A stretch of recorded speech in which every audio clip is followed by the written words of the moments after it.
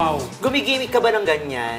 Ay, ayun lang. Pag halimbawa may ganitong mga guesting or may pupuntahan ako ng mga event, syempre kailangan nakapustura kasi ito yung asset ko, di ba? Pero pag halimbawa, yung gusto ko lang mag-enjoy, hindi naman ako ganito manamit. Ganun. Eh ano lang? Yung normal lang, kasi napaka-clumsy kong tao. Isipin mo, gigimik, lasing ako, tapos ganyan-ganyan. Kalat-kalat yung todo. Diba? Free Viva Max. Kung isa nandito, isa nandito. So gano'n, nakabra ka rin. Pero syempre, di ba? Miss ano lang yung damit ko, hindi lang... Lalo na ngayong summer, di ba, dapat hindi... Kasi alam ko, nagmamarka or minsan pinagpapawisan, minsan na-irritate. Kala mo talagang based on my experience, wala namang ganun. Pero syempre, di ba, pinagpapawisan yan. Alam mo, super proud ako dyan eh.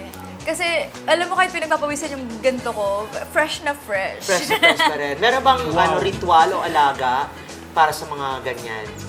Siguro hindi lang ako naglalagay ng matapang na pabango sa part na to para pag pinawisan, hindi siya awkward.